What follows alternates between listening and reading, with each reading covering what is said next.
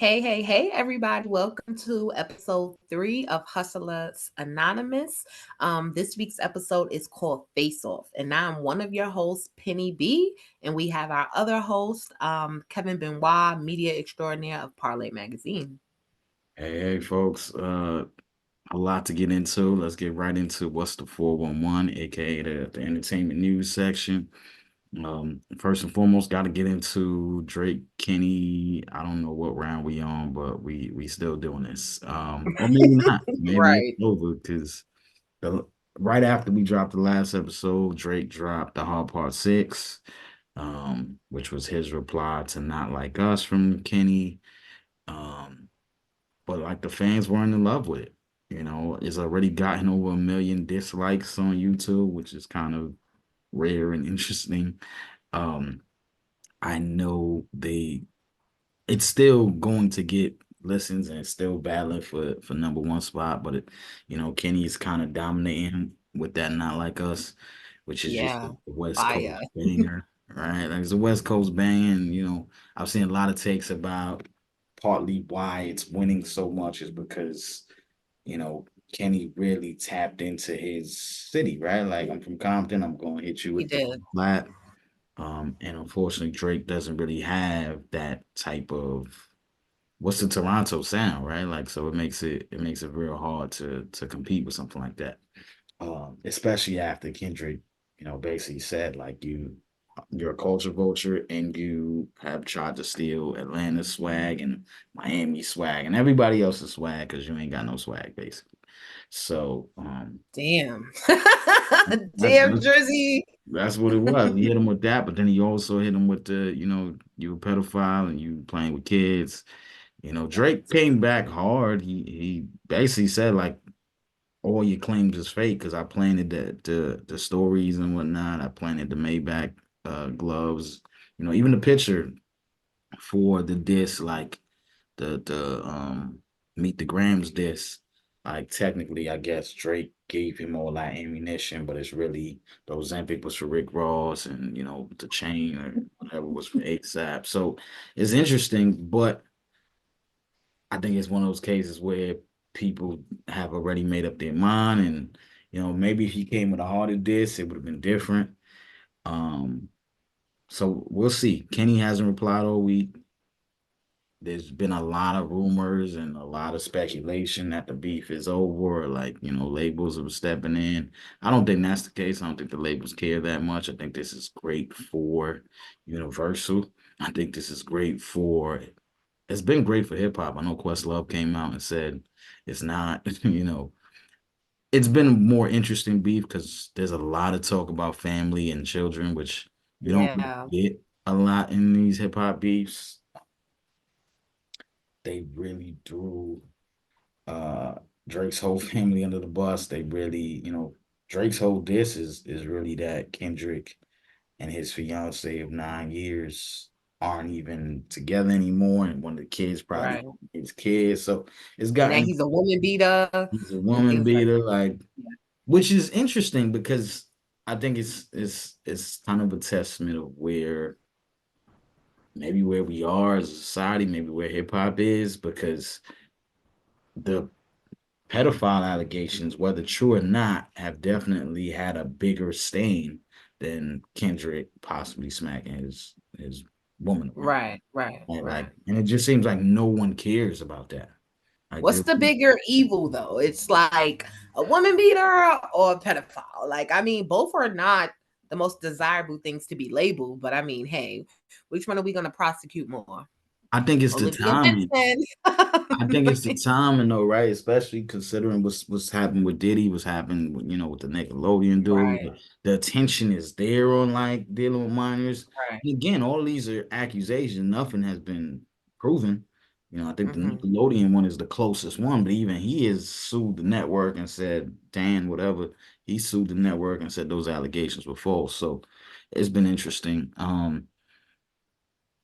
We have to mention like Drake's security guard got shot this week at Yes. Drake's home, so I think Oh, that's part yeah. of See. that's part of the reason why things have kind of quieted down because once violence starts, I don't think anybody wanted this to get to that place. Um, And see, that's what I was saying, I think on last week's episode, or maybe the first episode, where it gets dangerous when you start bringing California in, beefing with the West Coast. It's just dangerous. Like, PNB Rock lost his life just for chilling in a hood. you know he got robbed and he lost his life. And what's so funny, I seen like a little clip of what's this guy's name, Schoolboy Q, mhm. where he was like on a podcast, and he was saying, like, the worst thing y'all niggas do when y'all get out here is y'all want to check in. Like, y'all want to call me and y'all want to check in and have me running over here. You need, like, I'm with my kids. I ain't doing all that. Like, what you checking in? Why you going to the city trying to check in and you letting niggas know the scoop on you? Yeah. Like, what's that about? And Schoolboy Q, Right. like, definitely a California native, definitely from that life. And for him to just be far removed from the life, and, he's being a dad and he's, doing those things, it's like, don't call me when you trying to check in. So that's just the dangers of, I feel like, California. As we know, some of our greats, they took Biggie. We know they took Biggie. Right. So, that's where it gets really dangerous for Drake, because envy is one hell of a bitch. And I feel like a person like Kendrick, all these disses that he's made, it's not just I hate you, it's like I envy you.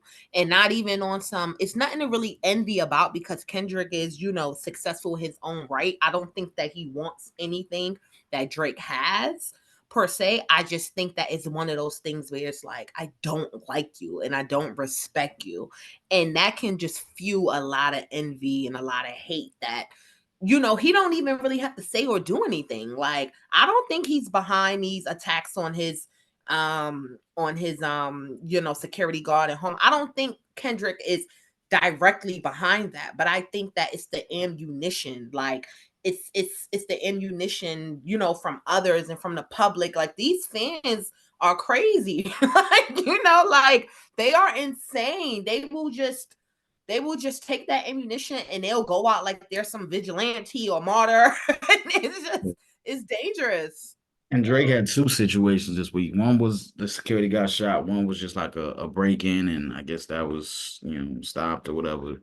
So it's been a lot, and there is also speculation that a lot of this does have to do with the weekend as well, because I believe the weekend security got shot a few weeks ago, and I think Drake raps about it on one of the songs. It's a lot. It's a lot to like kind of parse The through. weekend, the Yeah, emo guy. because I mean, and the weekend did diss Drake on the Future album, so it kind of Who, the weekend? yeah. Weekend part of this beef too. That's why it's a 7v1. Weekend one of the seven. He got Damn, I he ain't got three know. songs on that Future album. Really, like he's popping off. Thanks for He's pinning. educating me about this, because I mean, I leave some of these things and some of these hot topics into your pool, because the weekend, Yeah, like, no, I the I weekend. think the last song I listened to by the weekend was I only know you when Yeah, it's the weekend was in it. The weekend literally has 3 or 4 songs on that Future Metro Boomin. We still don't like you album. Um, and he's taking shots. Like there's clear shots at Drake. So yeah, they're beefing. Um, it's weird, but that's what makes it even weirder because we're talking about all people that Drake has collaborated with before, has made a lot of money with and for, and all of a sudden it's beef. It's weird. All that said, the latest entry into the beef, and he was trying all week. The game. He finally released his diss track aimed at Rick Ross. Freeway's Revenge is what it's called. Of course, that's a play on Rick Ross, Freeway, Ricky Ross, the right. original Rick Ross, um, who Rick Ross stole his name from. It's a mess, but I don't get it because the game and Rick Ross have collaborated as well. They've made great music together. I know that even the game, even when he was beefing with Meek Mill, there was no issues with Rick Ross then, right? So I don't know how and I know him and Meek Mill are cool. I don't know if they're cool. I can't go that far, but None of I these know niggas they is cool. Ain't no right, friends in the industry. You ain't right, learned that yet. Like none of these niggas is right. cool. And I think that this is just a testament to that. You Yeah, know, that the fact that these niggas will turn on you in a quickness. And there was actually a video of Drake saying this like a few yeah, years ago. Like none of these guys are friends. Like they'll turn on you for anything. Like and I just think niggas is mad at Drake. Like I don't know all of the things behind the background, but I just think that niggas is mad. He's dominating, and I just think that they're trying to show the Weeknd aside, because I don't really know. Like he's like in a whole different lane. Like I think that they're trying to show that, that they don't need Drake to pop. They don't need Drake to make these hit records. Like they can dominate. That's what I think. Like it's a sport thing. I think especially with Future, and I mean, I guess I know it's about a woman or something like with Future or Metro Boomin or something with like a woman. But I mean, these hoes come a dime a dozen, especially for these kind of men. So I don't really think that that's like really, really like an issue. I think it's just one of those things where it's like, I think it's a competitive sport for Future specifically. I think that like with Future, it's like, nigga, I seen a tweet that he said something about like my mixtape or my mixtape is coming out. Like, that shit is whack. Like your album, my mixtape is fire. Like I just think for Future, it's a competitive sport thing. It's a numbers thing. He want to just show that like he that nigga when it comes to, this generation of rap. yeah. These other guys, I don't know. I don't know about these other guys. It's Um, it's just a mess. I hope. I mean, I've enjoyed the beef. I've enjoyed the back and forth. I've enjoyed the debates that's coming out of it. But of course, nobody wants anybody to get hurt behind this. It's not worth it. it's really And not. that's been the weird part for Drake because there's so many people against you. If unfortunately, if something does happen to Drake, like we won't even be able to attempt to figure out who's responsible because there are so many people you're in beef with right now. And I think that's, I know he's up to security. I know As he but should. and maybe that's why J. Cole got the hell up out of this thing because realistically, that piece, Everybody's saying J. Cole won, he got up out of this thing. And I mean, respectfully, like, because you got the business and then you have real life. So, like, business wise, as far as entertainment, just to keep us entertained, I'm still, standing 10 toes down the way that J. Cole kind of bowed out of the situation, it just was a little sketchy. But I mean, listen, your life is way more important than impressing me. So, it's kind of like I'm not mad at J. Cole in that regard. And I knew that that was the regard that he was coming from. It's just in the moment, it just was sketchy. But I will say again for Drake, he's been standing 10 toes down. I will always respect that. He's been standing 10 toes down pretty much by himself. Wayne hasn't even inserted himself. Nikki hasn't inserted herself. And I mean, she's a woman, so it's like that's a whole different thing. But still, like he is standing 10 toes down. He's not calling for nobody. He's not looking for no help. He's not doing that. He's just standing in who he is, and I gotta respect that. He don't need niggas on the bandwagon. It is what it is. and that's So I hope that he doesn't have to die in the name of that. Like you see what I'm saying? Like yeah. that would be very unfortunate. But God forbid, if so, he stood like a man. That's how I Yeah. feel about it. I mean, He that's stood the like interesting point. Like he hasn't tagged anybody in. He hasn't attempted to tag anybody in. So the fact that the game has done this on his behalf is certainly interesting. We'll see if Rick Ross responds.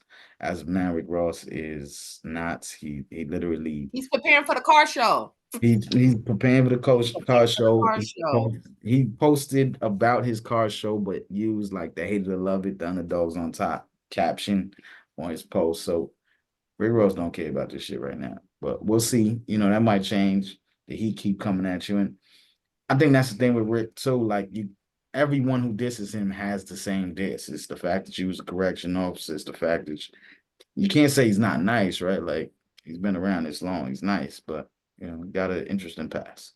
But that's enough on hip hop and the beefs. I know the ladies were intrigued and locked in for this Met Gala early in the week. Yeah, yeah, the Met Gala, it's always a great fashion face-off, just between a lot of the ladies and the different looks and things like that. And so this year the theme was actually like Garden of Life or so. And a lot of people that so of course it's hosted in New York City. So of course we had some of our A-list celebrities, people who are always there, people like Erica Badu, who's always at the Met Gala, regardless of if she's, doing anything new. So of course she was there dressed in her garb, looking really colorful as usual. But some people that really stood out to me, Nicki Minaj she definitely stood out to me this year. I think that her look, she wore some like a yellow gown, excuse me, it wasn't a gown. She wore like a yellow cocktail dress with like butterflies pretty much all over the dress. And I think that it was a staple look for her just because that's sort of her brand. Like if you look at, how she has started and a lot of the things that she would wear, I just feel like that look was so on brand for her. And I really did appreciate that look. Just for Nikki because Nikki is not really a fashion girl. She's never really been to me a fashion girl. Um in comparison to Cardi B. To me, Cardi B is a muse. She's a fashion girl, and she can put on a lot of different things and rock those looks. Nikki, I feel like is just a really naturally pretty girl. She's a naturally pretty girl. She doesn't really need to do much. When she does, she tries to do much, it kind of washes her out. So, and then she has this sort of like quirky type of the brats type of style. I just feel like that's Nikki, period. And I think that this look really like a floral look, so it was great on theme as far as like the Garden of Life theme. So I really did enjoy her look. Other people that I enjoyed, Gabrielle Union, she really nailed it for me. The color, the texture was definitely giving garden. Demi Moore, she nailed the look. Black dress, pink floral imprint on it. She had some type of I want to say adhesive on the back. Like, I'm Caribbean. I play carnival. I played carnival. So it just reminded me like of some type of adhesive or backpack that she had on, Demi Moore. So that was pretty cool. And I haven't seen her in a while. I haven't heard about her in a while. So it was just really nice to see her and just see her still looking good because she's definitely looking good for her age. So that was, really nice to see. Some other looks that were my favorites. Did you like did you like Tyler? Interesting. So Tyler, I thought that the look was kind of innovative. It was very bland, but I think that it was innovative. The idea with the sand, things like that. It was a little bland. The hair was a little like bland. The makeup was very soft. So overall, I think she hit the theme in an innovative way. Like I think that her look was very innovative. So I appreciated that. I definitely appreciated her look being innovative. Who were some of your favorites? Who are some of the people that you've seen and you enjoyed? I honestly didn't pay too much attention this year. I was of the I got caught in the deep fake. The AI Rihanna, so I thought that was real, but apparently it Oh wasn't. yeah, no. She caught the Um, flu. She couldn't make it. you caught the flu. Okay, you got the Yeah. info because I was like, why didn't she pull up? B didn't pull up, and you know why B didn't pull up? I don't know why she didn't pull up, but I think that with Beyonce, I think that she's the kind of artist to where her creativity and her own projects comes first before anything. But So I I and think that's also why I feel like she need to be there. Like the album buzz is kind of dying. And I know she gonna go into what's gonna sell out. It'll be fine. But the buzz on this album, because of everything else that's been happening in music, I feel like she's nowhere to be found right now.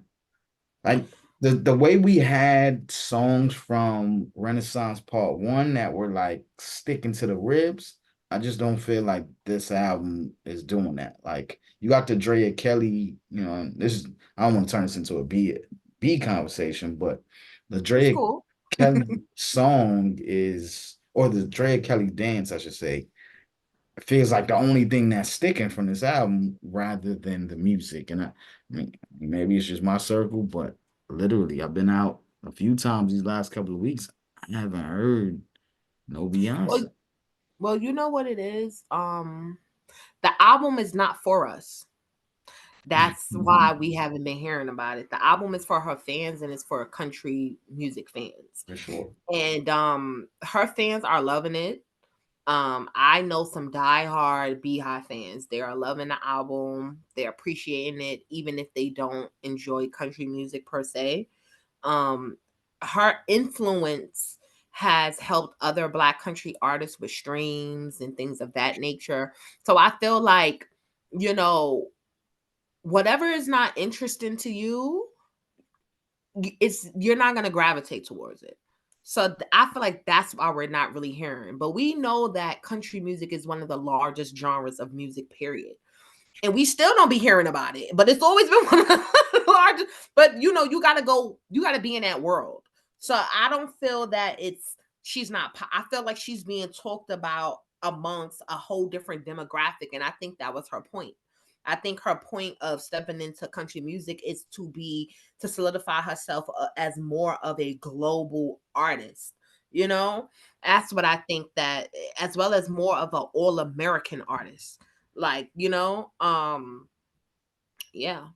that's how I really feel. So, Beyonce doesn't need to be on every set. I feel like some of these people who, like, for instance, somebody like Erica Badu, who's always at the Met Gala, right? She needs to always be there because that's a way of making her remain relevant.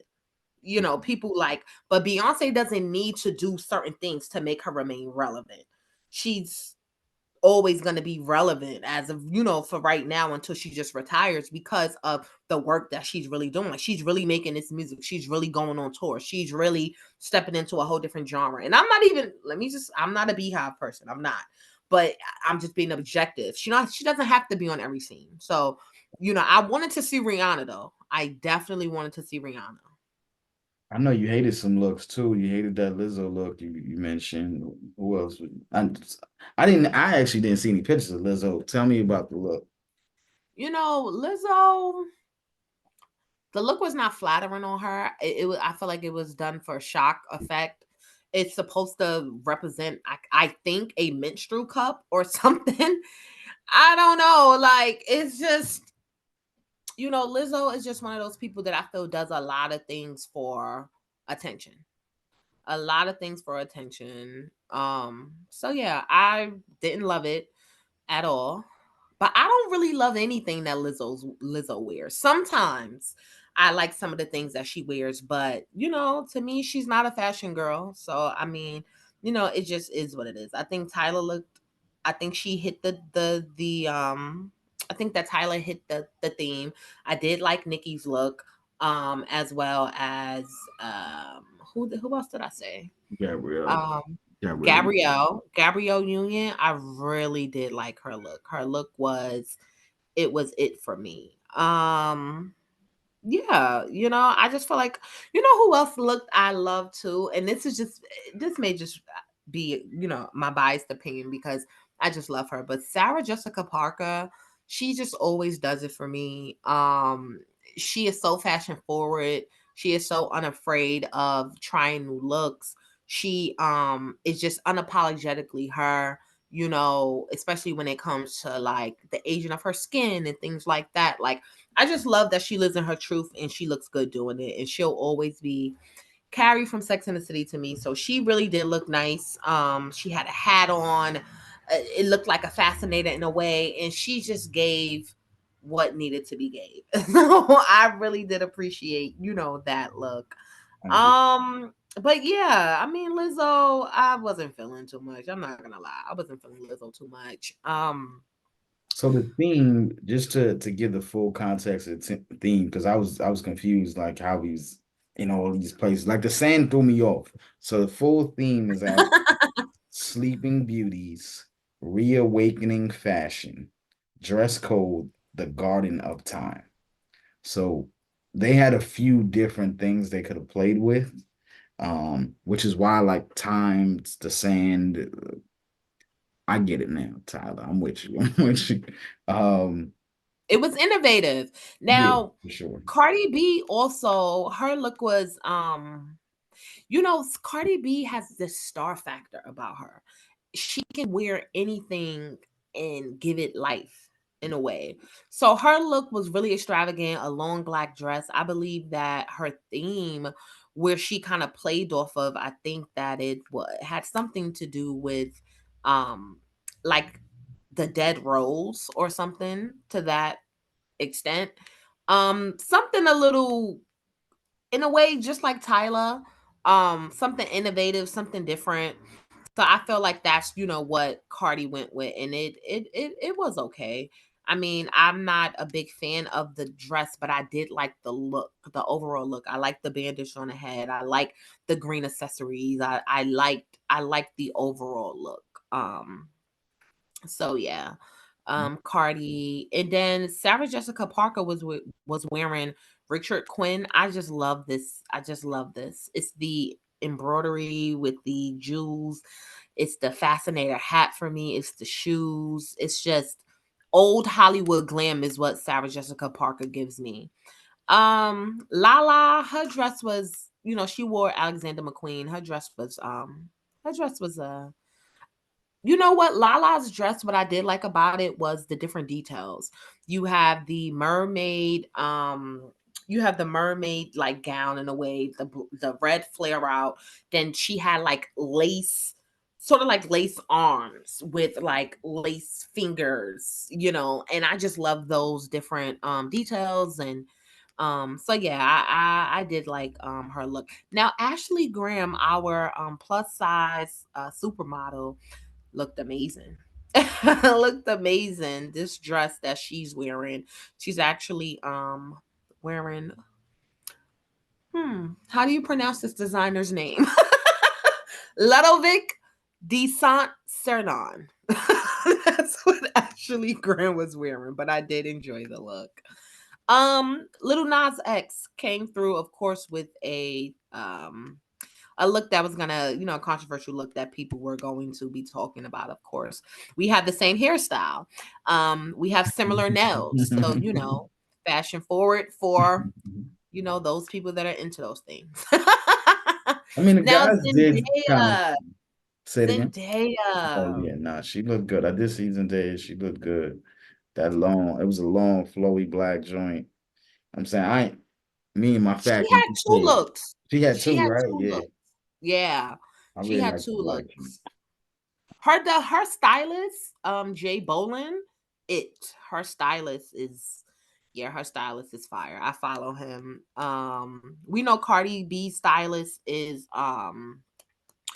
Jay Bolin is what's the name stylist? Zendaya. And then Cardi B stylist, I think his name Colin. Colin. He also styles like Kelly Rowland, things like that. So yeah, those were, a few of the looks that I like. Now, as far as some of the looks that I hated, I didn't hate too many looks only because I do feel like people kind of Zoe Zo Zoe Saldana. Let me say I hated her look. Let me say I hated I hated it. She wore just like it looked like she was just strolling, going to get coffee in LA. That's what it looked like. What she was wearing. It was basically just a little brown gown. It was Chloe. She had like a Chloe name belt wrapped around it. It just looked like she didn't try. She didn't care. Um, Usher with the cape. Okay, Yeah, I Usher mean, was the wearing guys came Alexander through. McQueen. The guys definitely came through and did their thing. You know, Usher was one of them. Ben Simmons did his thing. You know, I usually look forward to seeing Puff at the Met Gala because he always kills. Right. He's always on assignment, but you know, it is what it is. But the guys who did show up, they seemed to show out. Bad Bunny did look nice. Bad Bunny did look nice. And I mean, he Now usually does, right? Like he usually is he's on. a fashion guy. He could be a model actually. Like he has the look, he has the height, like the physique. he has the face. He could model if you know, but he's doing a great job with the music. So like he's doing a great job with that. The last person look I'd like to talk about is Tiana Taylor. Um a lot of comments that I was seeing was that she's like the Rose that Rose from the Concrete of Harlem. Like that's Mhm. pretty much like the look that she was like giving or going for.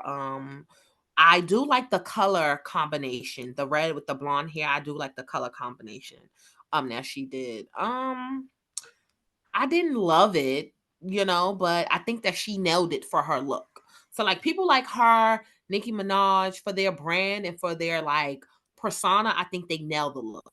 Now, did I personally love it? No. But I think that they nailed the look for their brand. They were on brand. So, you can't get around that. And then Kerry Washington as well.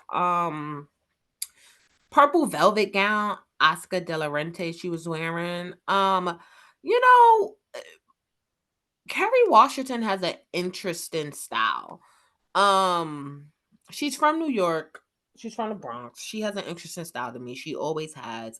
I think that people like her and Taraji P. Henson, their characters kind of overshadow their own personal style. So, like, I'm always a person that's like, when it comes to Taraji P. Henson, I think that she does not do it. Like, Taraji P. Henson never looks nice to me. And it's not that she doesn't look presentable, but she never looks nice to me. Just like Jennifer Hudson, they never look nice to me. They look presentable, they're not looking crazy, but she never looks nice to me. I think that her character of Cookie, I think that it overpowered, just a lot. It's not her personal style, and that's fine because that's a character.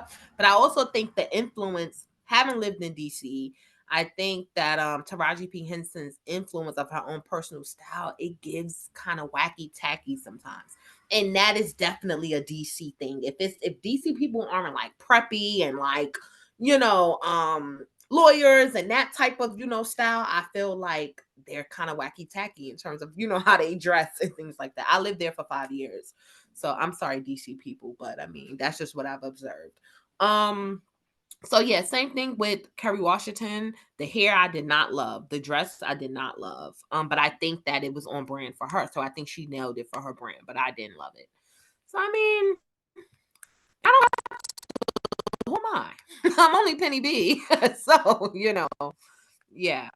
So that's Okay. my take on, and everybody was saying that they miss the Fashion Police and they missed that show because it definitely would have been on. Joan Rivers, it definitely would have been on. So I do miss her too, miss being able to tune in for the fashion. Um there's like no other show that just highlights the fashion of, certain events. And she had that show. But lastly, I would say on this, there were a lot of people who were dressed um who kind of got muffled in you know all of it. Like I believe that really looked terrible. A lot of people who we may not know and stuff, they really did look nice. And actually, Gabrielle Union was wearing Michael Kors, so her dress, it gives mermaid, it gives Ariel mermaid, and it wasn't overwhelming either. And I think that's a really big look for Michael Kors. Like I think to dress Gabrielle Union, I think that's a really good look for him. So shout out to Gabrielle Union and shout out to Michael Kors. And that is my take on the Met Gala. I mean, just one last point about the Met. Angel Reese went out there and bust ass like she always does, and then she busted Liberty ass the next day. So shout out to Angel. I know she was getting a lot of backlash and flack for pulling up because it was it was the middle of the preseason, and I guess people thought she should be taking the WNBA more serious. But she could bust your ass 2 nights back to back, whether it's Fashion Killer or Ball Killer. So just shout out to her. Um, Yeah, another she's that girl for sure. Last thing about the Met Gala. So there was somebody that I absolutely hated, and it was Doja Cat. She is wearing I feel like Doja is trying to have the Lady Gaga effect, and it's just annoying. especially for somebody like me who I remember I used to listen. I put so many people onto Doja Cat because I used to listen to Doja Cat back in like 2013 when I was in college. And I'm talking about back to her hot box videos. I'm talking about back to when she was wearing terrible wigs, when she was smoked out, smoking hella weed. Her name Doja Cat comes from the fact that she's a pothead. Like Doja comes from that. A lot of people don't know that, but once she got signed to Rock Nation and everything, she stopped smoking as much just to get ready for everything and just to be able to have more breath control and perform and everything. But Doja is a big pothead from Malibu, So I just felt like all of this. She's always been a little weird, I would say. But I just think that all of this, like this Lady Gaga stuff and everything, is it's kind of annoying, especially as somebody who like her artistry. A lot of people don't see her as a rapper, but she is one of the best rappers. Like, and if you listen to her flows, even Wale said this.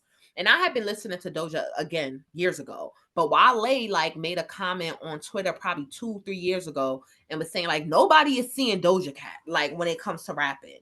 And respectfully, she just considers herself an artist. She doesn't consider herself to be a rapper, but she is like that when it comes to rapping as well as performing. Like if you watch her most recent, I want to say maybe 2 years ago, Grammy performance, she's like coming for Beyonce performance wise. Like for real, for real. Like you would watch it and be like, is this Doja Cat? So I think some of her antics, like what she wore, which was basically just a long white looking t-shirt dress that looked like it was wet. I don't know. With some like demonic type of makeup coming down her face. I don't know. Maybe it's just for the attention, but people like her who are talented don't have to do that. Like, So she has stepped out early in the weekend and basically plastic wrap. Uh, so, she has created this persona. shock effect. Yeah, and very Lady Gaga, very much in that lane. But she's winning, so I cannot be mad. So, Yeah. anyway, another story we wanted to cover. DJ Vlad. I mean, and this is really just more of a culture vultures story. So Yeah.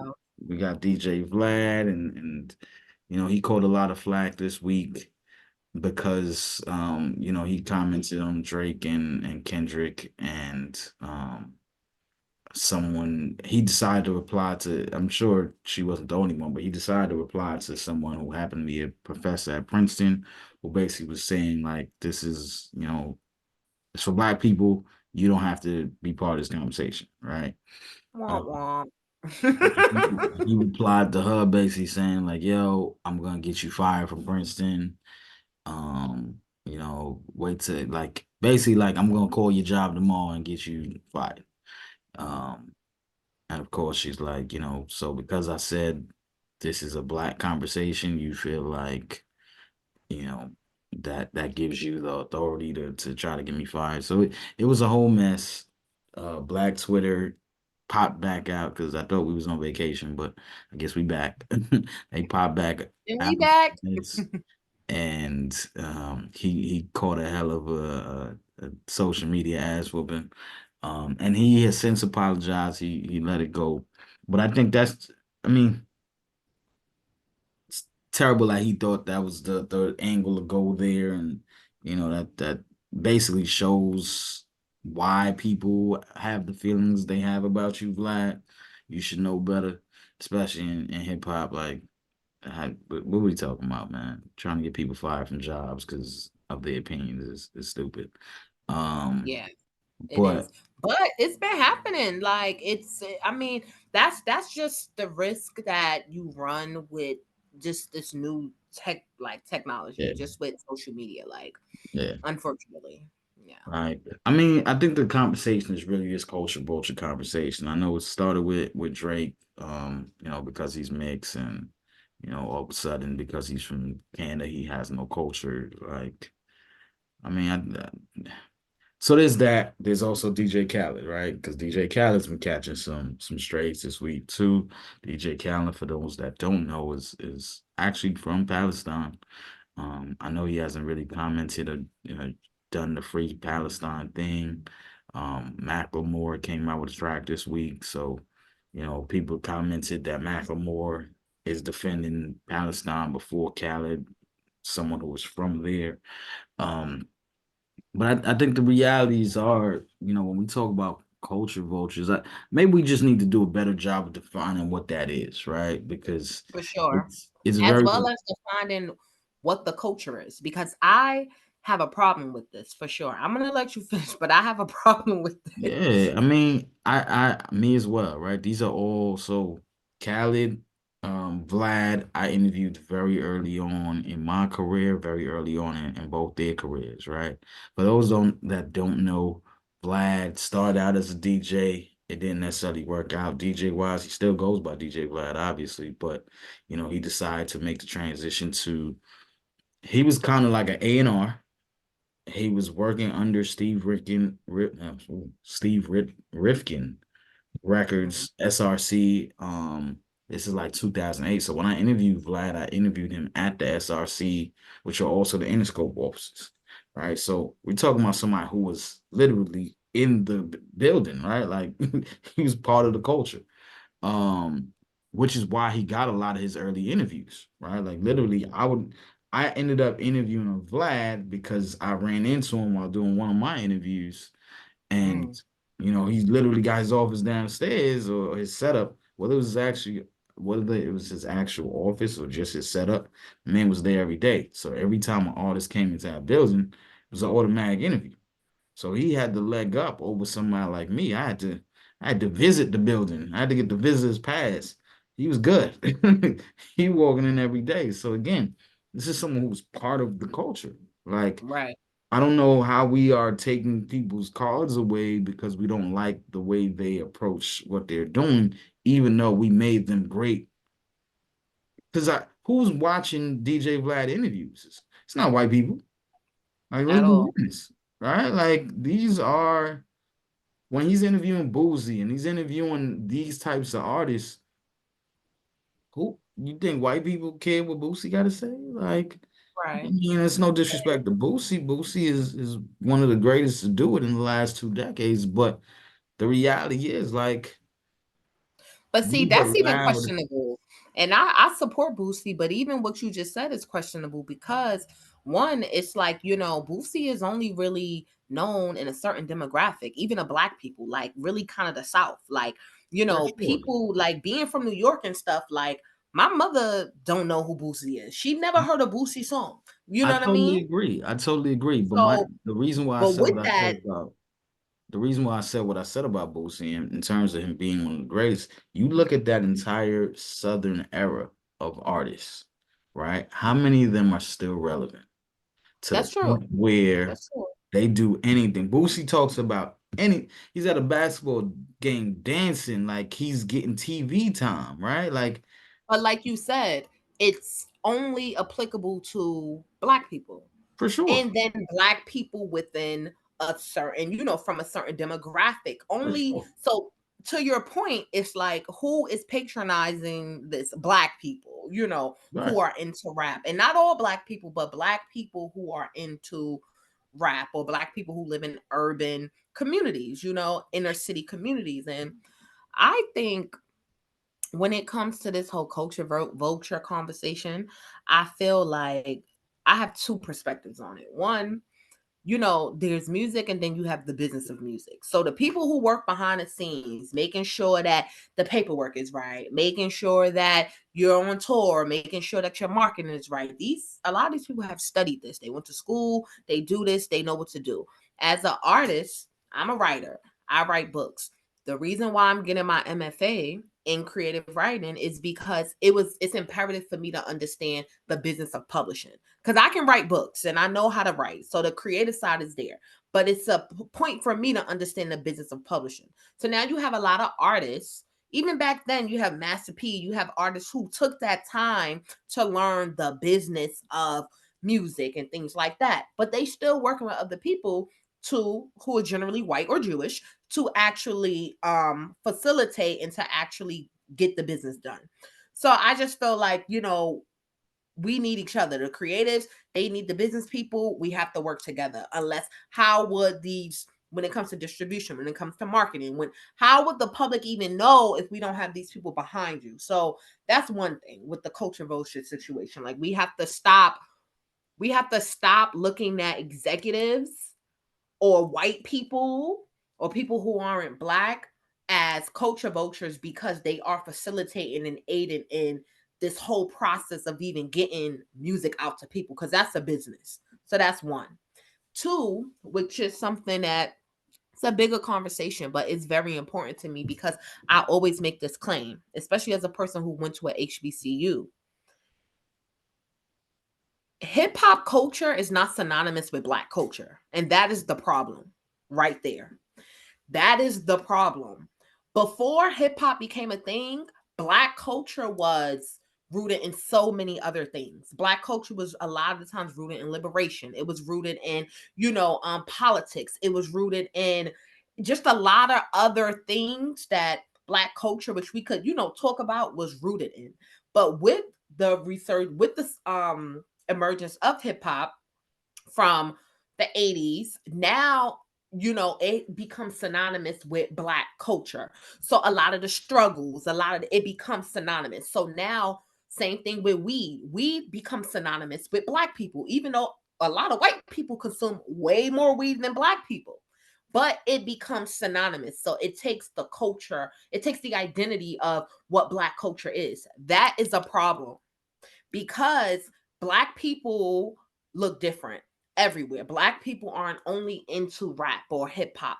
So when people are saying culture vultures, that's because they're only attributing hip hop to black culture. And I think that that's very destructive. I think that that is just a wrong mindset, because what it says is that, you know, what that does is, when I, because I work in corporate America, when I show up, people think, or people assume that I smoke weed because I'm black, because I may listen to hip hop, right? People assume that's not right. And at the end of the day, it's because all of these things are now hip hop culture, and it is becoming synonymous with black culture. Black culture is separate from hip hop culture. And I think when we start to divide that, we see that hip hop is not just a black exclusive thing. It's not. So that's my problem with the culture vulture situation, because what are we saying about black people? Are we just saying that our culture is strictly and it's bigger than hip hop culture? Like, are we saying our culture is just surrounded around entertainment? Because if that's not it at all. Like, me being a black person, my black culture is not only rooted in entertainment. So that's why I have a problem with that. Yeah, I mean it's just so tricky for me because I've been in this business long enough. I have seen white A&Rs. I've seen white hip hop executives. I've seen white DJs. I've had white writers. I like all who, if we're being if we're being fair, a lot of them have to work harder to get into this space and find success into this space, right? Like you can't just be a white dude who thinks you're gonna talk about hip hop. Like you gotta know your shit. You gotta be on your P's and Q's. You gotta be really about it, right? Because when you get in these debates, when you're having these conversations, like it's deep. So ain't no games. Like I've had these conversations with people. Somebody like DJ Khaled, like you get into this game of hip hop because you love it, right? You get into it because you're passionate about the music. Khaled came up as a DJ, right? Like he literally on Miami radio and he used that opportunity and he flipped it into making music. And yeah, Khaled doesn't really rap. Khaled doesn't really make beats. He's not the first person though, right? Like DJ Drama don't really rap or make beats. And he wins, right? I'm not even sure if Drama's black or white.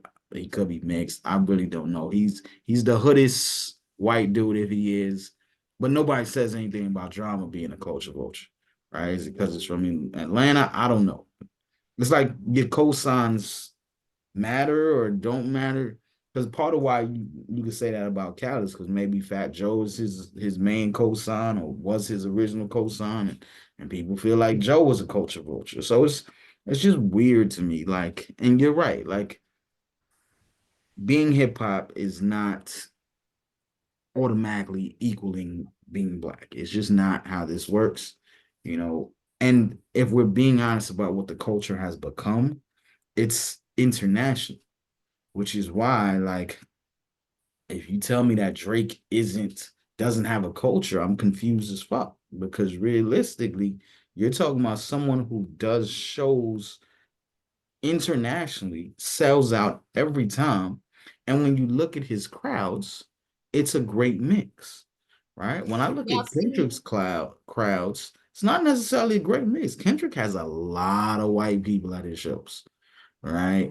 mm, Way more white people than black. And a lot of artists, interesting especially when you go to these festivals and you go to these um Coachella and things like that, you're not getting my first of all, black people can't necessarily afford some of these things, right? Like, or this is just not how we're trying to spend the money we have, right? Like, so these concert tickets have gotten way more expensive. These ain't $20, $30 concert tickets no more, right? These $300 just to be able to sit somewhere in the middle.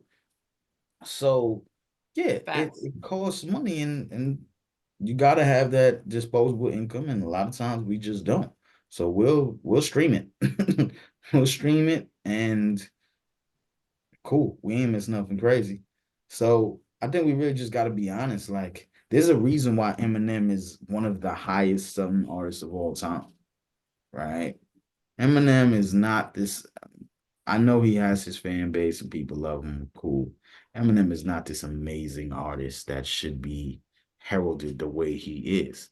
But if we're being honest about who consumes the music, when it comes to buying, this is something I used to deal with even back in the ringtone era, right? Like, Mm, white people are purchasing music, they're purchasing the the contents of music. They're doing the VIP packages. They're doing the bundles. When back when we was doing CDs, you get your CD, you get your autograph picture, you get that little bundle in the mail.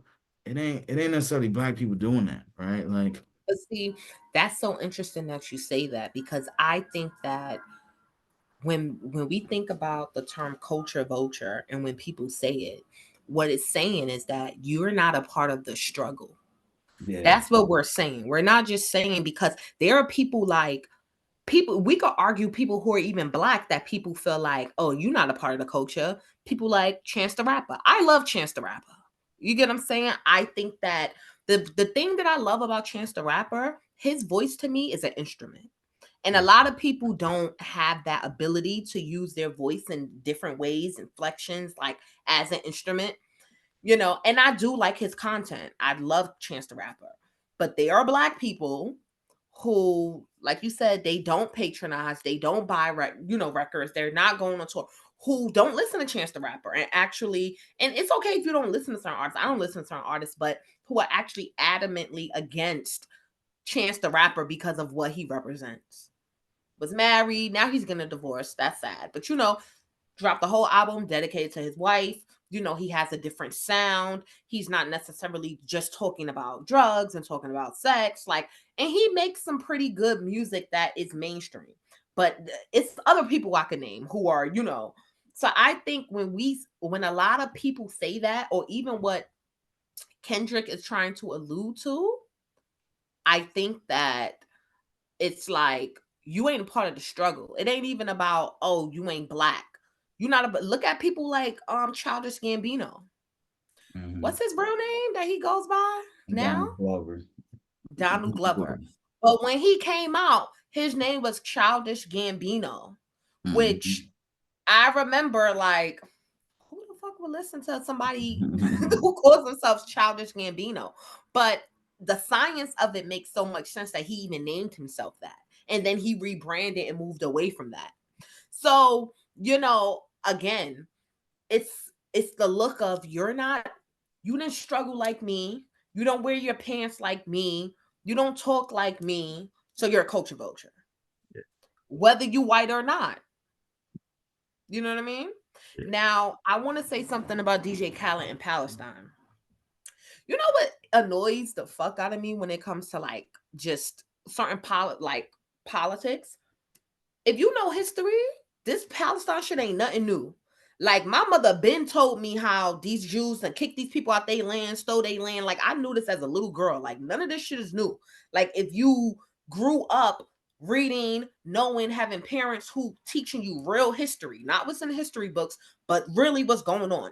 I been knew this about Palestine. I been knew how they took over these people's land. I been knew. I remember when the president of Saudi Arabia, Iran. I remember when the president of Iran got on the CNN and said how the Holocaust never happened.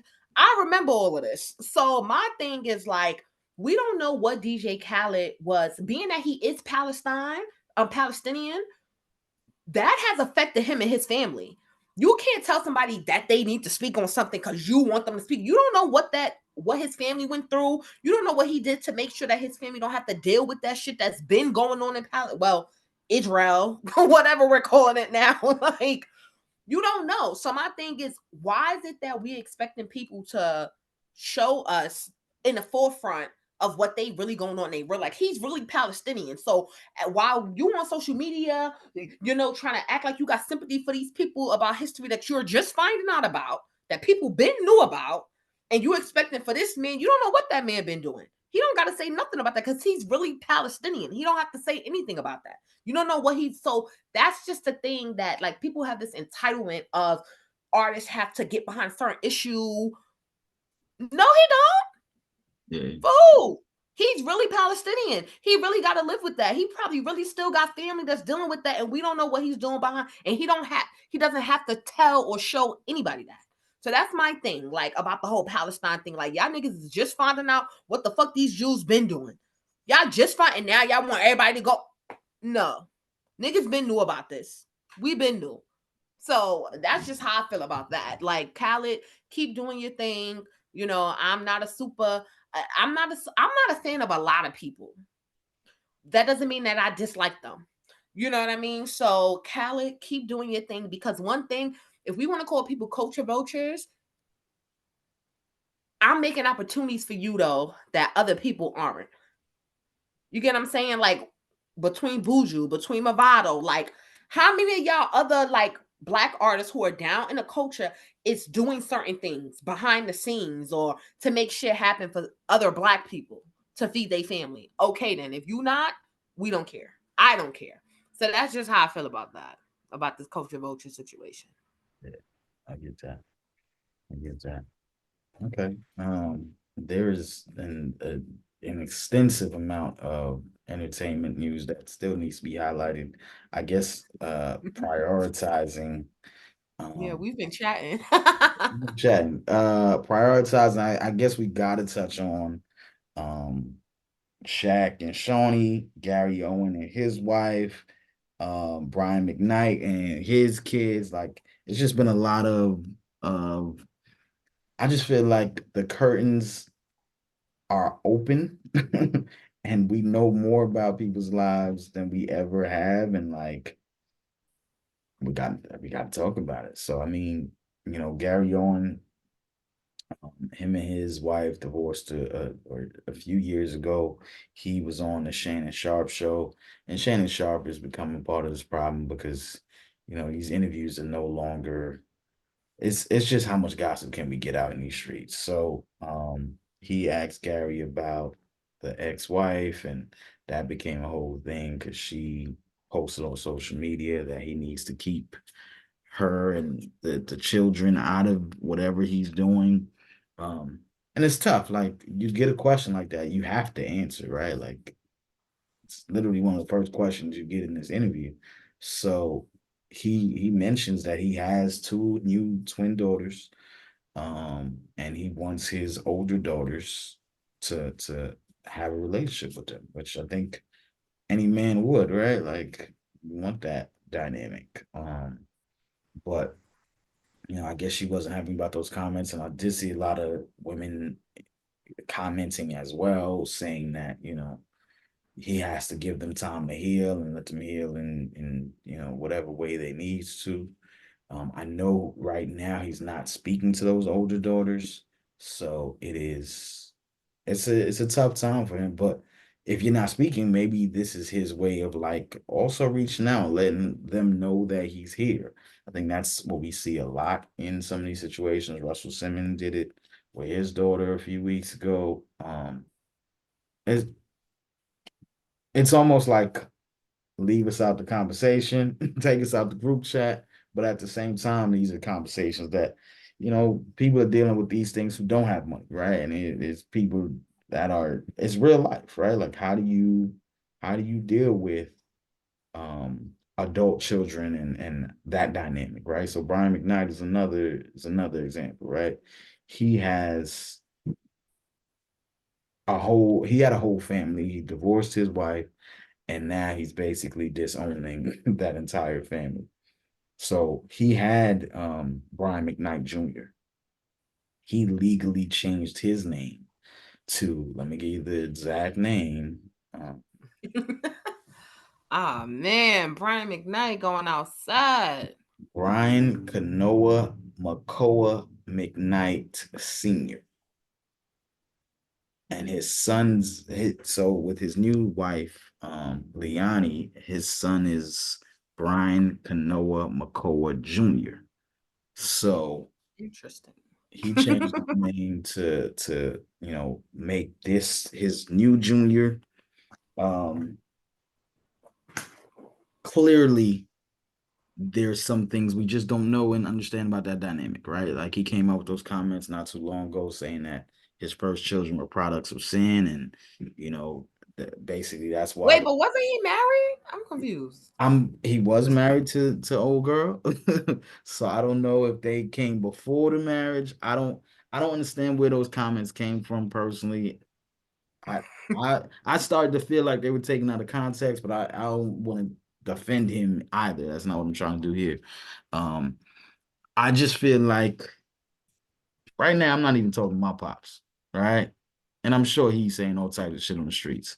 A lot of times with these situations, like you just don't know what that dynamic is. Something obviously a lot of these relationships are already fragile, right? And just father-son relationships are fragile anyway, right? You got some Father, father, daughter too.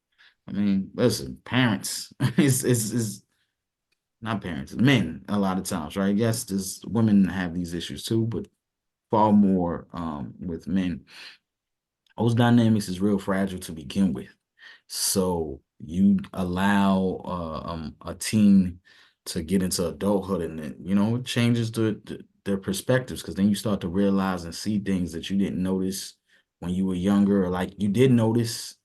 I had something a couple of weeks ago. I had to call my sister, like, remember he used to say such and such, such and such.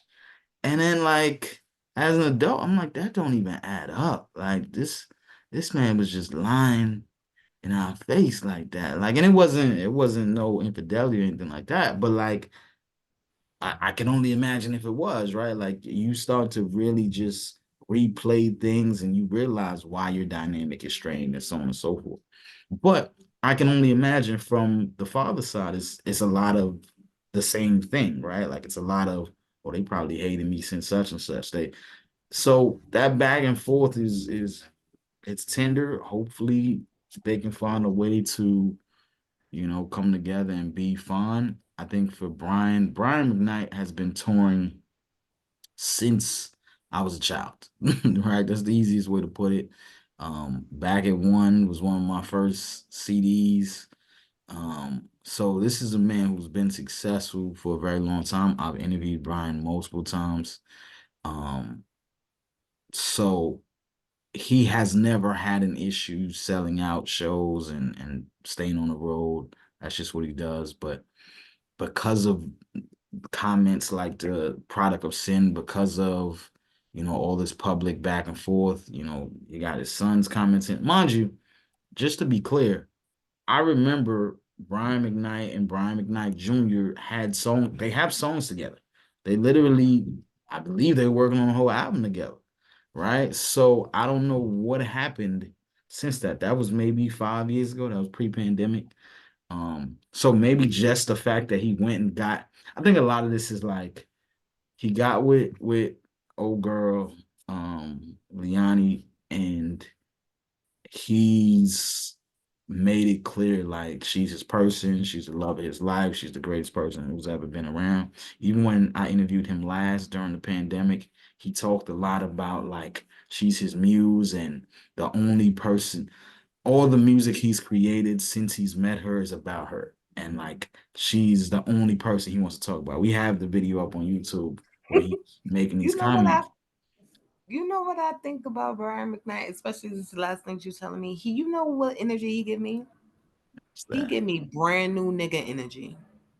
Like you know how people like you brand new, like you just acting so. He just give me that energy, and it's like niggas like him is just like you're a joke. Like at the end of the day, and it's not to say that you can't find the greatest love of your life after you've been married, after you've had kids. I'm not saying that. That's very true for men and women. You could have never, and then love changes as you age too. So it's kind of like you could have thought you was in love, but now you really found the real love. And I'm not knocking it. I'm happy for you. I want that for everybody, but your kids is involved. You could bash the mom if you want, fuck you. You never loved me, cool. But the kids is where it's just like, sir, where does your loyalty lie? And one thing that I do know, and this is not for all men. Let me just say this, put this on the record. This is not for all men because there are a lot of stand-up men who are stand-up fathers regardless to a situation with a woman. They are fathers, they are men, black men who like being fathers. They like spending time with their kids. They want to go pick their kids up from school. They want to be involved. It's not a chore to them. So shout out to all the good fathers, right? However, one thing I do know is that a lot of men, especially black men, they show more affinity to the children of the woman that they was in love with. That's just a fact. I've had men tell me that, like, how, and I don't have no kids, but I've had men tell me that I've dated or, we're talking to that, you know, like they weren't really around that much for the first kid or whatever, but like with this kid. And I actually had a man admit to me that, you know, unless the man is really, really in love with you or he's just a stand up man, which is a lot of stand up men out there, it's like that. The treatment trickles down to the kid. It just automatically, like, if he wasn't really in love with you, but the effort is going to be a bare minimum type of thing. You know what I mean? And that's just what it is for a lot of these men. They have kids, and how they feel about the mother determines how hard they go for the kid, unless they just a stand-up man. You know what it is too though, like I think I can't speak for men, so I'm not gonna do that. I also don't have kids, so I'm not gonna necessarily try to do that. But growing up with a man who uh, pretty much abandoned his first family, right? So I did get to see that. Like he abandoned his first family and his first few sets of kids, right? So you're talking about um completely changing your life and shutting out an entire part of it. I think a lot of the time for men, some men, particularly Caribbean men, but clearly Brian McKnight is an American man, so that's not necessarily where he falls into. I think it is because of the way men love, right? And sure, probably a lot of therapy is needed, and Caribbean men ain't doing that, so there goes that. Um, but like as a man, you can't really fall completely and deeply in love with someone if you're still thinking about the other person, right? Like, and unfortunately, the children for a lot of men are not, for women, it's like, I love my kid, right? Like, I hear it all the time, like, I'm putting nothing above my kid. You rarely hear a man say that, right? For men, it's, I love this woman, and because we got this kid together, it's like, all right, I'm fuck with the kids too, right? But And like, that's so I sad. That's love my this woman. point. It's again, I think it's a lot of how we have to look at, and I say this all the time, and this is about to turn into a relationship episode, but Which realistically, is good. Just bring the men, women, viewers. right? men and women look at relationships two completely different ways. That's why I'm always laughing when I see women make comments about, oh, if he love you, you'll know he don't need, he don't need no time. All he needs 3 months to figure out if he want to marry you. Girl, if you don't go sit down, you don't even know how we think, right? Like if you think that's how we think, then you already off. Just because this one dude told you that, don't believe it, sis. Like for real, for real. It for us, it's a lot of processing. It's a lot of like, again, what are the factors? What are the elements? Like even Nas and Khalees, I always think about that example. I Dude, love them I together. love them together, and I know there's been all types of allegations since. So I'm not trying to sit here and sugarcoat that relationship, but like even when they were at the point of marriage. Like on his album, which I'm sure Nas was the one that came up with this concept. On that album, Khalees asked him like, if you could go back and get with any other chick or like combine, some of your women, how would you do it? And he has a whole song comparing exes and women he's been with. I What think album is this? Man, if I knew we was getting into this, I would have been better prepared. But I'm pretty sure this is either Hip Hop is Dead or the one before that, because that's when they were That's when they really were dating and stuff. like Untitled. That Right. album. We know that was the nigga album, but Untitled.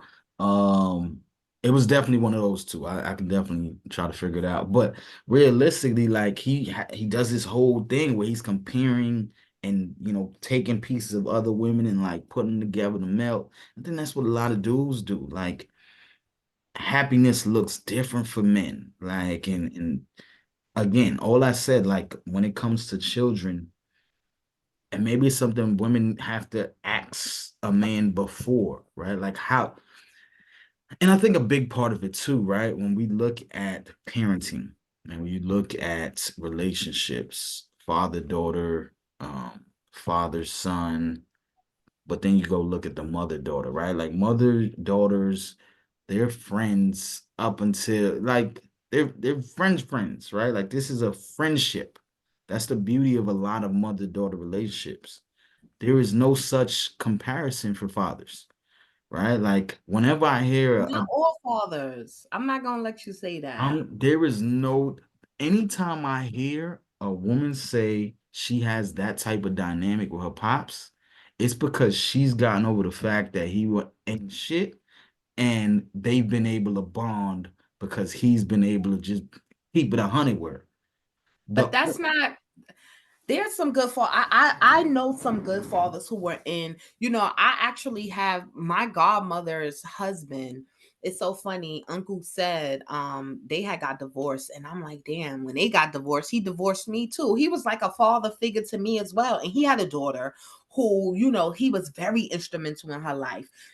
So they never had a bad relationship. Like she spent time at her dad's house and I know she's not the only one. And I've met other women who have had a good relationship with their black fathers.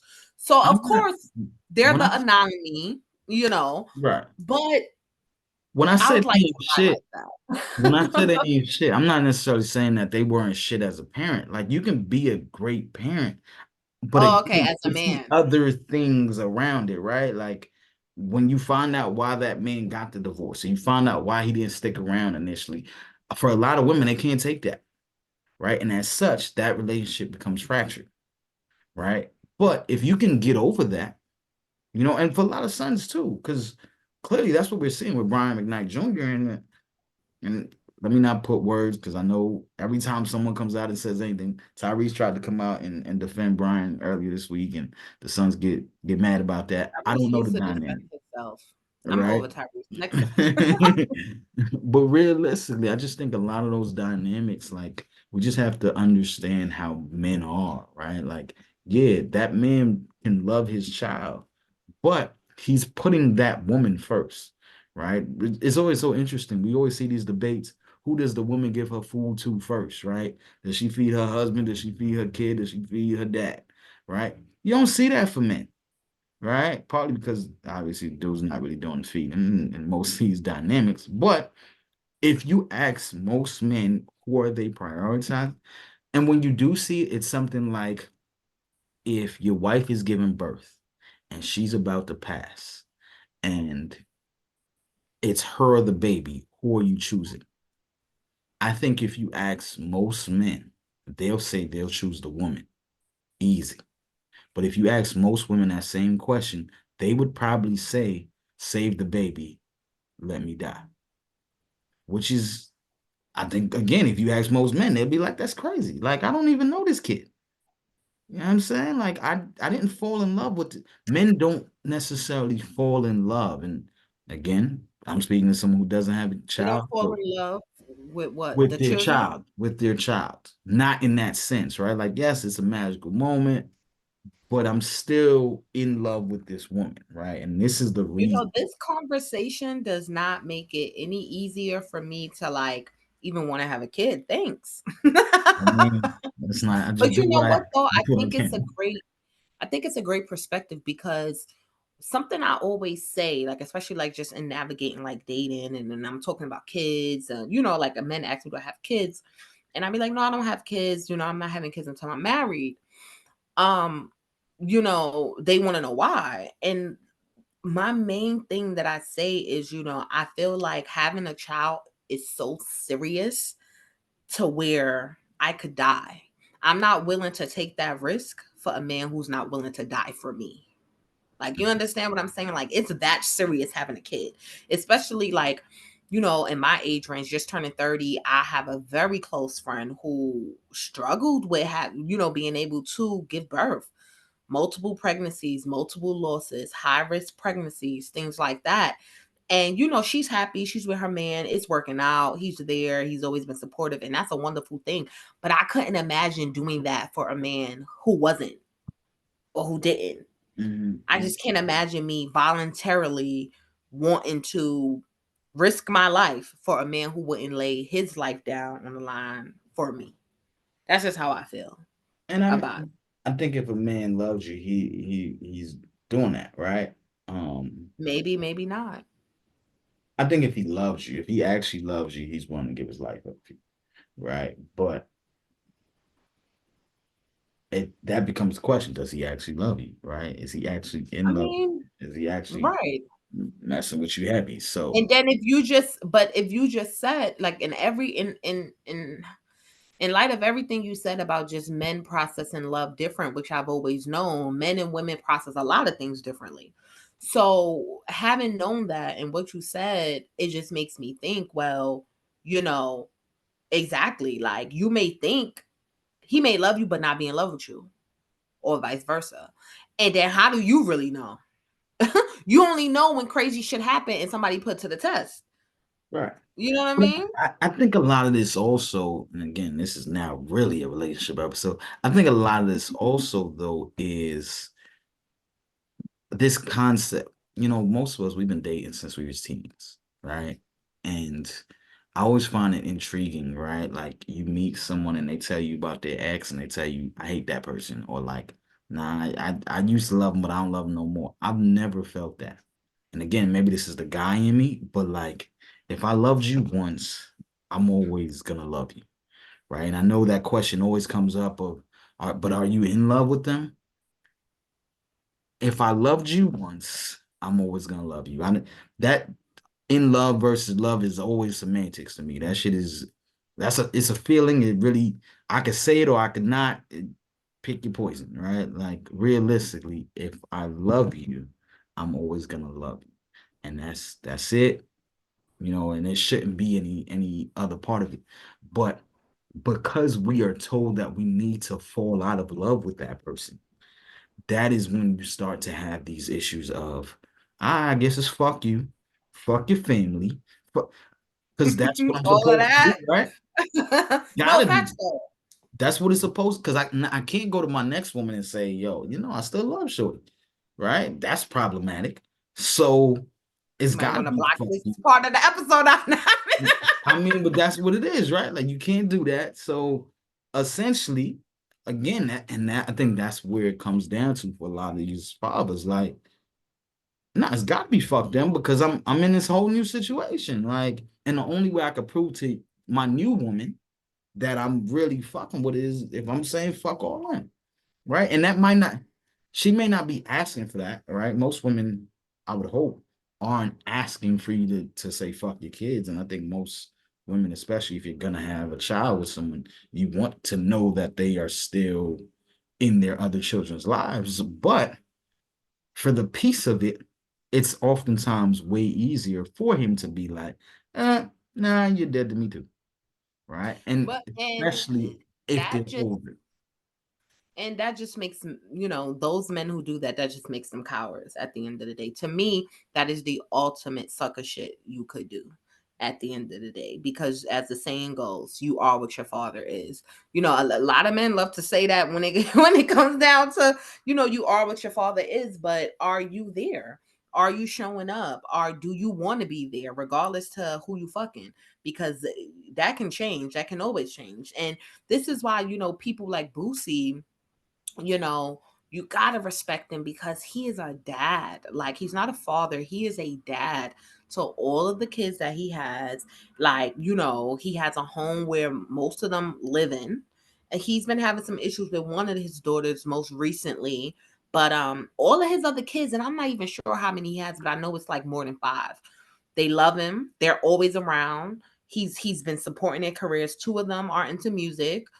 His daughter, his son, and I But gotta you know respect what that. though? And I think part of why those dynamics kind of work out better is because he's never really been married or committed to one wife or family. I think that's where it gets tricky. The minute you commit to that family, it becomes that family versus this family. I And just don't. You know what I think it is, in all honesty? I just think some niggas is suckers and some is not. Because I know niggas in real life who got that dynamic where whether they was married or not, like, they got multiple kids and they kids is with they new girl family at the house for sure, regularly. for Like, and sure. it's just because he's a man and he's not accepting that. Oh, you not accepting my kids, fuck you. And Yeah, that's being a stand-up man, because at the end of the day, whether you married or not, why would you even marry a woman who's not going to accept your kids? Why would you even be entertaining a woman who is more concerned with you spending more time with her versus those kids? Or not come, we gonna do the date, bring the kids for a little bit, take them back, and then we do our own thing. Like, for you to be entertaining a woman that wants you to choose between your own flesh and blood, and you actually choose that, you're a sucker. Point blank, period. I but don't that's care if the you got thing. money. I don't care if you a nigga in the hood. You a sucker. I don't care. And I'm I not, don't, and I can't rationalize it. And I won't rationalize it, because at the end of the day, you are a father. And if you let anybody else tell you how to move about your own flesh and blood, I can't trust you. I If you get let that. anybody else, I get like, that, but I just want to be clear. I don't think these are situations where the women is telling them that they have to stop messing with but then that makes them more of a sucker, because if you voluntarily do the that, it's like, come on, like, the bitch ain't even on your back. She not even putting pressure on you to do that. But you doing that, so it's really in you. You really a sucker versus being a sucker by force, or being, no, you really a sucker. So now I'm really looking at you like, this nigga. No, no, no, no, no. I don't. It's no excuse. If you a father, right? If you a father regardless of how you feel about the woman or not. And see, another thing too, when you talk about Caribbean men, it's a few sayings I have. One, American men have side bitches, Caribbean men have side families. We know that, right? However, Caribbean men is quick to take them fucking kids from you. That's one thing that they will do versus American men. They've been doing, they will take them fucking kids from you. Now that's not all of them, but it's a lot of them. Like, if you not moving right, you give them any record, they want to see their kids, you give them anything, that they will go to the highest extent to take them kids from you. And I'm not necessarily advocating that, but at the end of the day, that's a father, because it ain't about the mother. It's, if you ain't doing right, if you ain't doing this, if you ain't doing that, and I'm trying to see my kids, if you doing this and the third. American nigga is gonna be like, fuck you and them kids. Most Caribbean men is like, no, fuck you. I'm seeing my kids at the end of the day. And I respect that. So I'm not giving no excuses or no for these sucker ass niggas. If you a sucker, if you a sucker if you're allowing a woman to tell you about your kids, and or if you just taking it upon yourself to say fuck your kids and then go be a stepfather to somebody else's kids, I don't respect that either. I don't care who. I don't respect that. So it's not about the other things you're saying, but it's either you a stand up nigga or you a sucker. So choose. And a lot of these niggas is suckers. Like, So it's I just, mean, so here's a question, right? And so for the new family, for Liani and her son, who's still young right now, but eventually he's going to be adult. How is he supposed? How are they supposed to react to, the fact that Brian is not messing with his other kids and no longer wants anything to do with that family? they not gonna care. That's the thing about it. Like the new family don't give a fuck. And why really should they? Like unless they are just evolved mentally. Like some people can grow up and just have a disdain for their dad or their mom because it's like they learn who you really are. Like you can't hide no more when they kids. So yeah, you may deal with that. Anybody could. You could have been in the house with anybody could deal with that because these kids grow up and they have their own opinions and they own or whatever, and they find out things and they could just say, you know what, I don't respect that. But respectfully, the new family doesn't care. They don't care about the old family. They don't care at all. Like, and that's the thing. Like, so and this is real life. This is not just because they got money. Like, this is real life. And I think that you know, one thing we can respect and see, this is why this is so interesting. Um, because this is where we get into the battle of a real nigga and a sucker. Because um it's men that will marry, that we consider they might be good men, black men particularly, it might be good men because they committed to a woman, they married, this, that, and the third. But if you could, so quote unquote, Brian McKnight, we could say we would look at him as a good black man. Yes, he probably has been, a ladies' man because look at the nature of his fan base and okay. But for the most part, from the eye, we would look at Brian McKnight and say he's a good man. But it be men like him that, yeah, you're a good man because you get married, but look at the sucker shit you're doing with your kids. Versus a man who he didn't get married, he got multiple kids, but he ain't letting nobody tell him nothing about his kids. He there on the front line for his kids, et cetera, et cetera, et cetera. So to me, it's just like, just because you marry a woman don't mean you a stand-up nigga. Because if you married a woman under God and had kids with her, and you can go and disown them and say that they was a product of sin, whether or not they was born before you, while y'all was engaged, or while y'all actually had the marriage certificate, to me, it's like you ain't no better than a nigga that never been married and got multiple baby mothers. Cause your character. So that's really the thing that like we sometimes get caught up in the identity of who we think people are, but really, some of those guys who haven't been married and got multiple kids, good fathers, good men, this, that, and the third, just never been married. Whereas a lot of these niggas who be getting married, like y'all ain't worth the shit.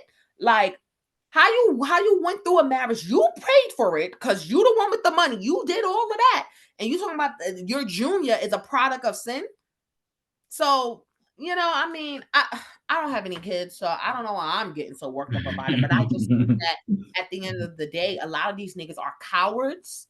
It's just straight like that. They're cowards and they suckers, regardless if you got money or not.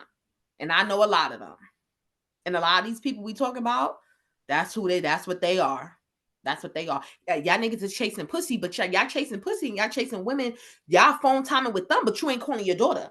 So with Gary Owen, you talking about adult children. One of them is 16. She's not an adult. So what are we talking about? Like, But if she you won't know, pick up the phone for him, I think that's where it gets tricky, right? If as a father you have a kid who no longer wants anything to do with you, really doesn't matter how old they are, they want nothing to do with you. There's only so much you can do, right? These are, I mean, young people are young people, kids are kids, And again, like I said, me and my pop's not talking, so my I'm mom's not talking either.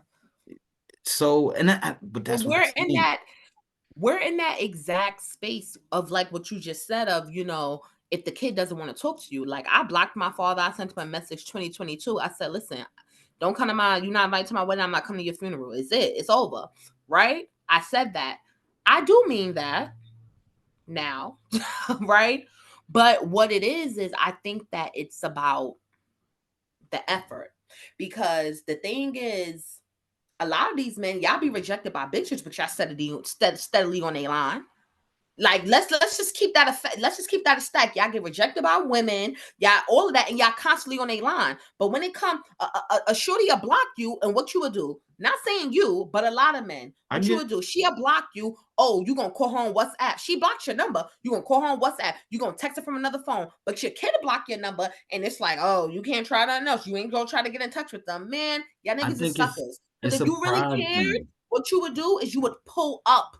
Fuck that. You're my kid. Now, if you pull up and the kid is on some bullshit, then I could definitely understand, I ain't trying that again.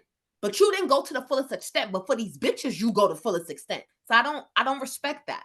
I think Like, it hit different though, man. It's a pride yeah, thing that pussy again. hit different. That's what it I is. mean that part too. That's what it That is. part too. But I and again, continue reminder, I ain't got no kids. I can really only speak from the other side of it. And anyone who knows me knows I'm a lawyer at heart. I studied law in school. So I'm always gonna take the I'm always try to see all the sides of the argument. I think in those situations, when it comes to children, and again, even being able to watch my pops, I think it's the hurt that comes with it, right? Like you have this expectation because you were the parent, because you did so much. Sometimes the child doesn't see the things you sacrificed and things you did. So it's that goes into it, and that A lot of rejection these niggas hurts. ain't do shit. Let's A just lot keep that of a stack. a lot A of lot them of them ain't. A lot of them ain't do. like. Let's just. We having this conversation because the truth of the matter is that, especially when it comes to the black family, a lot of us ain't have good fathers. Let's just keep that a stack, whether you a man or not. This is why sometimes it annoys me to have these conversations about fathers with men. I'm not saying you, because I do feel like you're handling it well, and I do feel like you're being objective and honest. But a lot of men, they get in their feelings so much because they feel like an attack on black men as fathers is an attack on them. But let's be for real. A lot of y'all niggas' fathers wasn't shit either. So are we keeping it real or we not? We keeping it funky or we keeping it fake? So that's my thing. Like, y'all fathers wasn't shit either. We coming from the same creed. Most of us, not all of us, because I had a great grandfather. So my mother had a good father. My mother, my aunt, they had good fathers. Me, not too much. But at the end of the day, I have father figures. So this is not a bash on black men. This is just being 100% honest. And this is a lot of this, and it's so funny because men are always quick to say women are emotional, but men are super emotional when it comes to talking about shit that is real. When it comes to addressing the behavior of men, they're super emotional about it. At the end of the day, logically, what's going on? A lot of these men, and we can talk about history, how welfare took the black man out the home. We can talk about all that shit because I know the history. But at the end of the day, a lot of y'all ain't have good fathers just like we did. So with that being said, my thing is, where do we go from here? Because essentially that's what it is. And you know where we go from here? A lot of black men, they want to reap the benefits of being in their child's lives when their children are adults. Cause it's easy. It's easy to fuck with a kid that you ain't have to put no work in for, because you know they getting some money. They could come see you. If you need a little extra money, they could come give it. If they need a little advice, because you know the younger generation is always smarter than the newer generation. So if they need a little advice, they need a little money, they need a little stuff, then they want to fuck with you. But you wasn't there putting in that grunt work. So I won't give you that opportunity. And that's where I'm at with my father. It's like, and the crazy thing is I fuck with his family. I fuck with my father's side of the family heavy. Like, very close to my cousins, was just with them in Connecticut 2 weeks ago, very close to my father's family. But my thing is, you not gonna reap the benefits of my glory because you ain't put no work in that. I And I think. told him Go when ahead. I graduated from Howard, I said, you can't come because I'm not gonna allow you to come and post up pictures like you put in work for this shit and you did it. Thank you for the seed. Thank you for fucking my moms. But at the end of the day, respectfully, you ain't put no grunt work in this. And I'm not going to allow you to take that glory. That's how I look at it. So, and that's when they want to be involved, when they can take the glory, when they can sport you around like a trophy, when they can, act like they put in that work. I'm not gonna let you live like that. And I don't care. I think I don't. And again, I think each situation is different. Especially if that man wasn't around at all, it gets a little more complicated. I I don't necessarily know if it's I'm trying to reap the benefits later. I think a lot of it is, and I mentioned it before, that dynamic between that father daughter, father son, like it has to look different for a guy. They want someone that they can keep it real with and someone they can have a conversation with, which is why I say, like, it has to be you're over the fact that I wasn't shit at whatever point in life, or I wasn't shit to your moms, or whatever the case. You have to be over that to the point where now we could just have real conversations. Like, for a lot of men, that child needs to be someone that they can be honest with, and they can be just blunt and be themselves. And I think that becomes the thing. A lot of men feel like they have to hide their true selves from their child. And as such, yes, it's a person thing. Yes, they probably need, not probably, yes, they need wild therapy. Yet, so all those things for sure.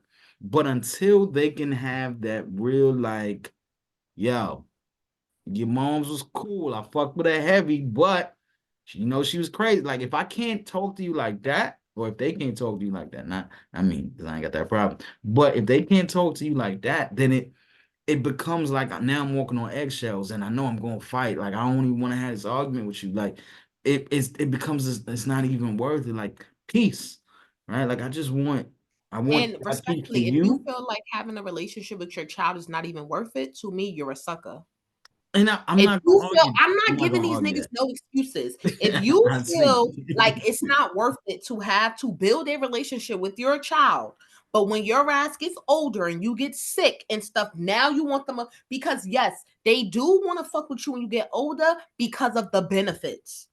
Yes, a lot of them do. Because one, a lot of these niggas, especially in my father regard, you don't got no stand-up woman. You never been married. You never fuck with no real stand-up bitches that's holding you down. So now you're older and you're sick and you want to fuck with your grown kids. But when you was lively and well and you was ripping and running the streets, you didn't want to fuck with your kids. So this is a lot of men's issue. So as you get older, you don't got no bitch, you don't got no woman that's there holding you down, because that's what it becomes as you get older.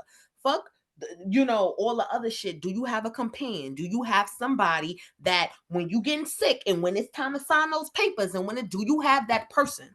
A lot of these niggas know they don't be having that person. A lot of men die before women do. So they get a woman that's gonna hold them down. You ain't never had that. So now your kids, when people who don't have a spouse, the kids step in. I'm not going to allow you to use me in that way. I'm not. And not that you need anything from me, respectfully. Not that you really need, anything from me, but in a way you do. So my thing is, I get what you're saying in the regard of if I can be real with you, if I can just be myself. But the problem with that is I think that, there's a level to being yourself and still being appropriate, because you don't talk to your girl how you talk to your boys. You don't talk to you don't talk to your boss how you talk to your boys. And you know work out aside, because I mean work is not for you to 100% be yourself. But that's neither here nor there, because some people can be themselves at work. The point is, there is a level of being yourself but still understanding the expectation that you are held to as that title. And I'm just not giving no passes to these niggas at the end of the day. Especially if you didn't grow with a father yourself. You were supposed to stop the cycle. You were supposed to make sure that you was in those kids' lives. Fuck they mothers. You know what I mean? You were supposed to make sure of those things. So, when it comes to this father situation, the thing is, I don't care about your excuses. Were you there and did you care? Because it's people that got stories about the fathers that was there but they didn't care. And that's one thing about it, kids always know if you care or not. Like, they know if you care or not. So I just feel like, at the end of the day, This sort of has turned into a whole therapy session about, but this is the conversations that we need to have, because this is just being real. This is just being vulnerable, and this is just being honest. And, with this father situation, like I said, I told my father what it was. I feel that way now. I'm still convicted. I don't know if I'll feel this way in 5 years. I can't speak to the future. But all I can speak to and what I know is that, you know, the hurt, people try to act like the hurt, like you can just get over the hurt. But the hurt has lasting effects. It's not just, oh, I'm hurt, like you did something to me. Like certain things, we all get hurt in different parts of our life. So it's like you get over stuff. Like you scratch your knee, you literally let it heal, you get over it. But some things, it's a trickle effect.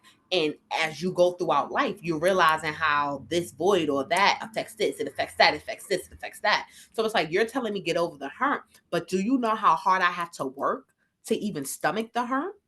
So I can't allow you to just um reduce my reality. And that's what it becomes. It becomes of, oh, you got to get over it. You got to do this. But did you get over how you never knew your father? No, because you still can't commit to a woman now. So it's having these lasting effects, like at the end of the day. So I just think that we can move past it. Therapy is needed. Also, change behavior is needed. You know, the last thing I'm going to say on this is, you know, everybody's situation is different. For me, I've never felt like, oh, because you didn't stay with my mom, that was an issue. Like, no, I've had two stepfathers in my life right away. Like, I've had men in my life who have shown up. So I know what it means to have a dad, what it means to have a man that cares about you and that actually shows it. I know what it looks like for a man to even love your mother. So I've never been mad that you weren't there from then. It's always about how you respect and treat me. And I can't stand for disrespect. You want to be yourself, but if being yourself is being misogynistic and being sexist, and you have a daughter, I can't accept that. I can't subscribe to that. So that's just my piece on, when it comes to these fathers, because woo child, yeah. I mean, listen, I get it. It's hard because I come from a long line of ain't shit niggas. Damn. But you But turning out all right. You turning out yeah, all I'm right. I'm pretty swell. Don't get me wrong. I'm good. I ain't got no kids. I got some women that hate me. I got some women that love me. That's life, right? Um, Right. but realistically, I think, um, I think it's just one of those struggles that men deal with. It's one of many struggles that men deal with. And I understand, a lot of them truly just aren't shit. And again, it's a lot of therapy needed. It's a lot of, trauma that they've dealt with that have caused them to be this way. I always suggest that people, try to reach out and at least make those sentiments clear. Like I even what you just said a little while ago, I wish, your pops could hear that. But that's the advocate in me. I want the best for everyone. I want, I want, I truly believe like a lot of it is just that disconnect between men and women. And um, there's a lot of learning that needs to happen for men, um, at of all ages, right? Like, and particularly older men who, they look at these things totally different. I'm assuming than even we do. But hopefully somehow y'all can find peace. Um, and Brian McKnight Jr. can find peace, and Senior can find peace, and all that stuff, man. Like this episode kind of went off the rails. Um, but I Yikes. think we gave y'all some great content. I feel like we gave y'all a lot to digest and dissect and talk to your friends about. Yeah. You know what I'm saying? So do that. Leave some comments. Let us know your thoughts. We definitely Please do. give y'all some chunks and sections because this We didn't even get to. we didn't get to a lot. We didn't get to like half the episode, but if we keep going, it's gonna be a 4 hour uh drink champs episode. We're gonna need to bring the drinks out because it's been that deep. So I think it's a good spot to put a pin in it. And Okay. we'll attempt to get more content the next time. But I think this is probably our best episode just because we were really able to tap into some conversations that are needed. So, Indeed, all indeed. right, this was fun. Uh, Yeah, this was. So please, guys, make sure that you follow us, Parlay Mag, Parle Mag on Instagram, on Facebook. Make sure you go on the website and support. Penny B, I am Penny Black Rights, no K. Right is WRITES. On Instagram, my website is www.pennyblackright.com. So check us out. Stay tuned. We definitely have some more episodes, some more content. This episode was supposed to be called Face Off. It was supposed to be talking about like the different confrontation, different rap beefs, your brand, your face, and I mean, it went the way it went. So see you next week. Sure, sure. See y'all next week.